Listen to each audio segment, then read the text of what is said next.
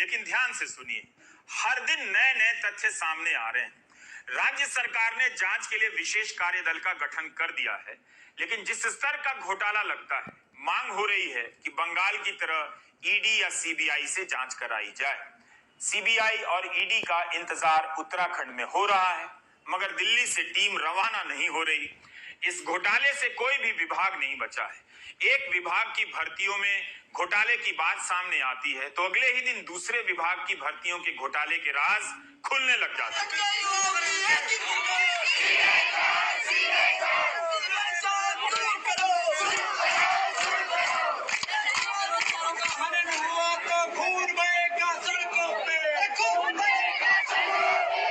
राज्य में आए दिन तमाम युवा संगठन इस घोटाले को लेकर प्रदर्शन कर रहे हैं।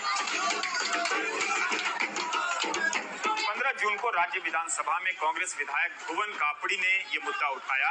भुवन कापड़ी ने कहा कि कई साल से वन विभाग, शिक्षा विभाग, गृह विभाग, सचिवालय, ग्राम विकास, पंचायत अधिकारी जैसी भर्तियों में घोटाले चल रहे हैं।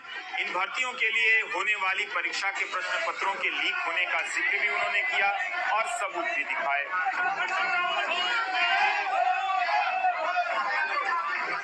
2016-17 में वीडियो का एग्जाम रद्द हुआ, जो कि अधीनस्थ सेवा चयन आयोग के द्वारा कराया गया। फॉरेस्ट गार्ड भर्ती, जिसमें खुला आपको सोशल मीडिया के माध्यम से देखने को भी मिला कि खुली इसमें धांधली हुई और 57 लोगों पर कार्रवाई करी। उसके बाद सहायक लेखाकार का एग्जाम हुआ, उसको रद्द किया गया। वन दरोगा का एग्जाम हुआ, वो कोर्ट में लंबित है। यूपीसीएल का भी एग्जाम हुआ, उसको रद्द करना पड़ा। वीडीओ वीपीडीओ का एग्जाम हुआ, उसमें सारे लोग कोर्ट गए हुए हैं। मैं आपसे ये कहना चाहता हूं कि इस उत्तराखंड के युवाओं को आपके संरक्षण की आवश्यकता है। उसके बाद से राज्य के अखबारों में इस घोटाले को लेकर अनेक खबरें छप चुकी हैं। सोशल मीडिया में भी ये मुद्दा छाया हुआ है। राज्य के बेरोजगार युवा संगठन इस मामले में मुख्यमंत्री पुष्कर सिंह धामी से मिले और उन्हें पेपर लीक होने के सबूत दिखाए, नतीजों में गड़बड़ियों के सबूत दिखाए। तब जाकर उन्होंने एसटीएफ से जांच के आदेश दिए। शुरुआती जांच में पता चला कि जो उम्मीदवार इंटरमीडिएट की परीक्षा में सिर्फ 33 अंक लेकर आया है, वही 40 दिन बाद हुई ग्रेजुएट स्तर की परीक्षा में सर्वाधिक 92 अंक लाया है। इससे शक गहराया, उसका पिछला रिकॉर्ड खंगाला गया तो शक पुख्ता होता चला गया। यही नहीं, आयोग की जनरल मेरिट जो पिछले कई सालों से 80 नंबर के आसपास आती रही, उसमें इस बार 100 उम्मीदवार 80 से 90 के बीच अंक ले आए।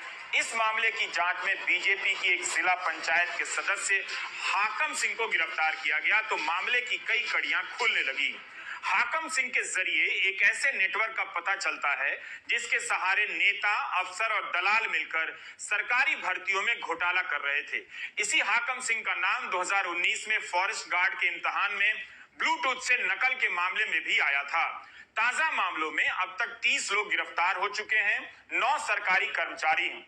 इनमें से कुछ कर्मचारियों ने जांच में माना कि वो खुद भी पिछले कुछ वर्षों में ऐसे ही परीक्षा घोटालों का फायदा लेकर नौकरी पर लगे हैं और फिर इस गिरोह से जुड़ गए। ऐसे में UKSSC की छवि का आलम यह है कि लोगों ने अब इस संस्था को उत्तराखंड सगे संबंधी सिलेक्शन कमीशन कहना शुरू कर दिया है। क्या? सगे संबंधी सिलेक्शन कमीशन। 2016 में उत्तराखंड अधीनस्थ सेवा चयन आयोग की भर्ती से घोटाला खुलकर सामने आता है। तब ग्राम विकास अधिकारी, ग्राम पंचायत अधिकारी की भर्ती की जो परीक्षाएं कराई गई, उसमें 2-2 बार जांच हुई, गड़बड़ी पाई गई, लेकिन कार्रवाई क्यों नहीं हुई? यह तो और भी गंभीर मसला है कि कांग्रेस की सरकार के दौर में घोटाला हुआ और बीजेपी की सरकार में कार्रवाई नहीं हुई। क्या इसलिए नहीं हुई कि इस रास्ते बीजेपी के राज में भी घोटाले को जारी रखना था? बीजेपी सरकार ने कांग्रेस सरकार के दौर के उस घोटाले को सार्वजनिक क्यों नहीं किया? हालत यह है कि अधीनस्थ सेवा चयन आयोग के पिछले अध्यक्ष SK राजू ने इस्तीफा देते हुए कह दिया कि पेपर लीक होना तो एक सामान्य प्रक्रिया है।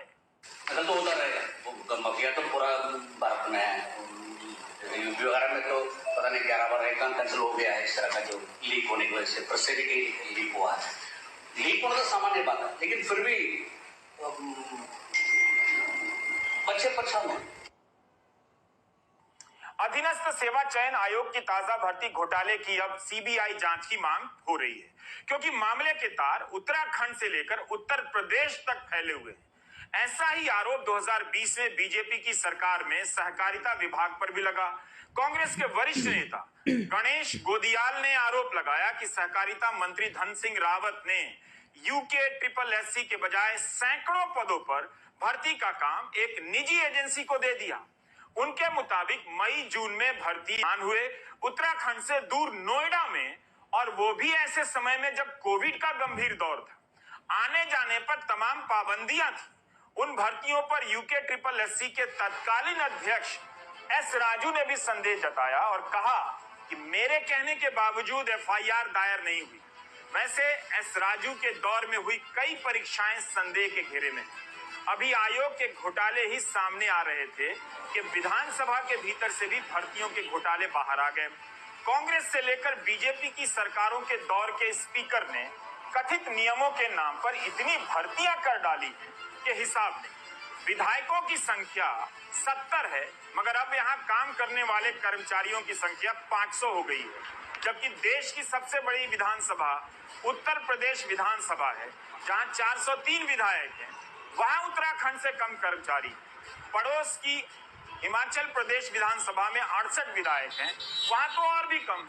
पिछली विधानसभा के स्पीकर प्रेमचंद अग्रवाल का नाम इस घोटाले में आया। इस समय अग्रवाल वित्त मंत्री बन गए हैं। आरोप है कि बिना किसी स्थापित प्रक्रिया के उन्होंने 74 भर्तियां कर डाली। उस समय मुख्यमंत्री त्रिवेंद्र सिंह रावत थे। रावत का कहना है कि जब उनके पास इसकी फाइल दस्तखत के लिए आई तो उन्होंने नोट में लिखा कि भर्तियां योग्यता के मुताबिक हों और लोक सेवा आयोग और अधीनस्थ सेवा चयन आयोग के जरिए। इसके बाद भी ऐसा नहीं हुआ। तब तो वित्त विभाग ने भी यह कहकर मना कर दिया कि नई भर्तियों के लिए बजट नहीं है। इस बीच त्रिवेंद्र सिंह रावत की कुर्सी चली गई। उनकी जगह तीरथ सिंह रावत आए और फिर कुछ ही दिन बाद पुष्कर सिंह धामी मुख्यमंत्री बन गए। राज्य में मुख्यमंत्री बदलते रहे, मगर स्पीकर पिछले दरवाजे से भर्तियों को अंजाम देने में लगे रहे। उन्होंने एक नया रास्ता निकाला कि एक प्राइवेट एजेंसी के जरिए इन पदों के लिए आवेदन मंगाए जाएं और स्वीकार कर लिए जाएं। यही हुआ। 54 नियुक्तियों से बात शुरू हुई और संख्या का अंत हुआ 74 पर। आरोप है कि प्राइवेट एजेंसी ने परीक्षा भी नहीं कराई। चुन चुनकर मुख्यमंत्री के निजी स्टाफ में काम करने वाले लोगों के परिजनों से लेकर तमाम मंत्रियों, बीजेपी और आरएसएस के पदाधिकारियों और बड़े अफसरों के करीबियों को नियुक्ति दे दी गई। पत्रकारों के रिश्तेदारों के भी नाम आ रहे हैं। सोशल मीडिया में कई सूचियां घूम रही। ये लोग बिना वेतन के काम करते रहे। इस बीच बीजेपी की दोबारा सरकार आ गई और धामी ही मुख्यमंत्री बन गए। इस बार प्रेमचंद अग्रवाल वित्त मंत्री बन गए। वित्त मंत्री बनने के अगले ही दिन वित्त विभाग की मूल आपत्तियों को खारिज कर इन पदों पर भर्तियों को उन्होंने मंजूरी दे दी। यानी स्पीकर रहते बैकडोर से भर्तियां करवाई गईं और वित्त मंत्री बनते ही उन पर मुहर लगा दी गई। प्रेमचंद अग्रवाल अब अपनी की गई नियुक्तियों को सही ठहराने में लगे हैं, जबकि उनकी ही पार्टी के कई नेता इस मामले में जांच की मांग कर रहे हैं। तो ये 72 लोग रखने की ऐसी क्या जरूरत थी? उत्तर प्रदेश की विधानसभा हमसे कई गुना बड़ी है, उनकी संख्या कार्मिकों की हमसे कम है, हमारी इतनी ज्यादा है। आपने कहा ये तदर्थ हैं, इनको पहले दिन से सारी सुविधाएं मिल रही हैं।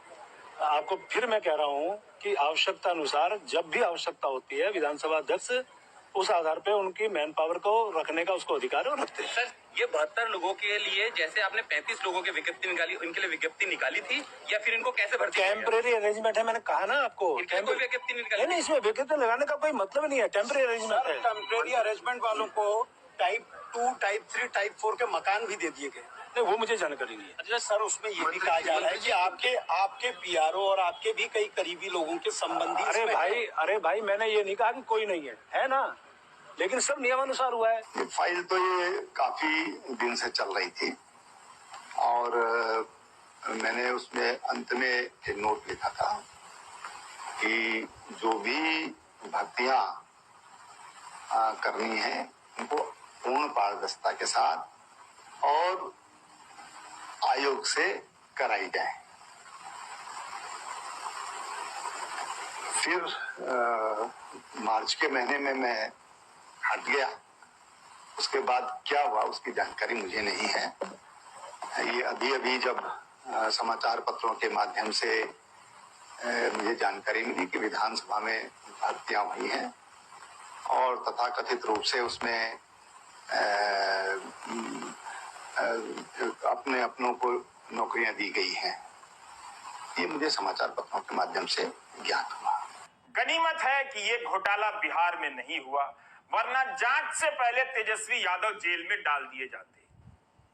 उत्तराखंड के वित्त मंत्री प्रेमचंद अग्रवाल ने स्पीकर रहते हुए जिस रास्ते से कथित रूप से भर्ती घोटाले को अंजाम दिया, उसी रास्ते से हरीश रावत की सरकार के वक्त विधानसभा स्पीकर रहे गोविंद सिंह कुंजवाल ने भी काम किया है।